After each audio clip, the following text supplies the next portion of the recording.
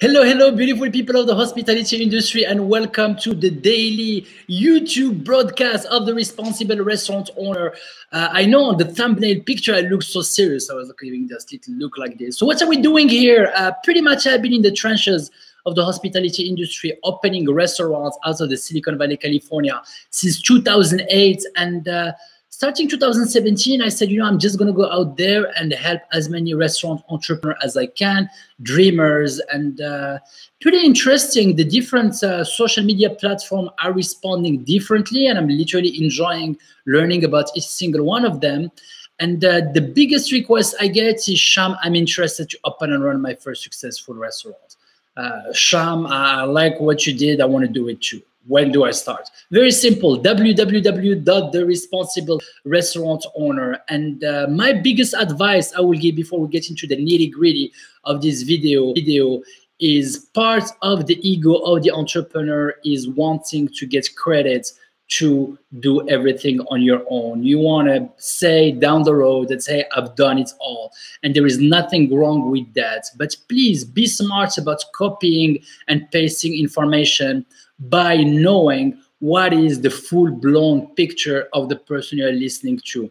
Somebody that's giving advice on YouTube to the world while they plan to exit the business in the next 6 months to a year is going to be completely different than somebody who is giving advice while in mind is for them to open multiple locations all over the world. So definitely make sure to know what the big picture of the person you're listening to, be smart about it, make notes, and www.theresponsiblerestaurantowner.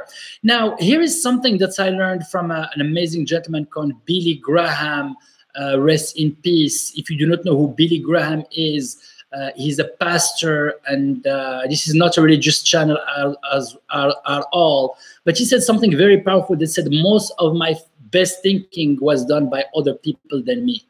And definitely what I recommend for you to do is develop this board of advisors. Who are they? Those are people that you trust, people that you can reach, people that you can connect with, people that you just like the way they sound, people that you can talk to. I'm not talking about motivational speakers and people that just say amazingly good things, but people that you know. They can be people that are completely unrelated to your field of business. Personally, one of the first members of my board of advisors was my dad, and I'm very thankful for it. Dad, if you're watching this video, I love you all the time, yes. And but it's somebody you like their wisdom, you like the way they approach problems, and as the moment I was growing into this business, the more I realized that for many of my problems, if I talk to somebody who is not in the restaurant business, who has no idea about the current state of affairs of my restaurant, will be able to give me one of the best advisors.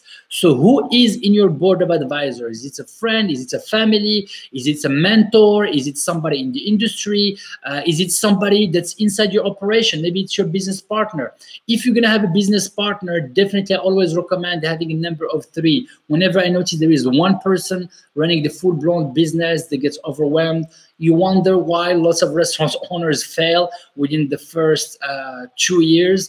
Well, because it's a hot business. It's a sizzling hot business. They get burned, they get tired. And that's why having a partner is good. The issue when you have only 2 people is that there is a very interesting behavioral dynamic that happens where one ends up being the dominant one and everyone gets comfortable in their position. So having a third person inside the operation or even outside of the operation that you can go to for consulting is always a good thing.